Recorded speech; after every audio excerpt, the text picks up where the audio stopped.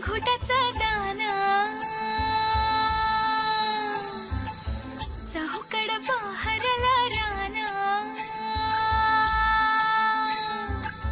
पाटामध्ये झुळू झुळू पाणी पाखराच्या चोचीतली गाणी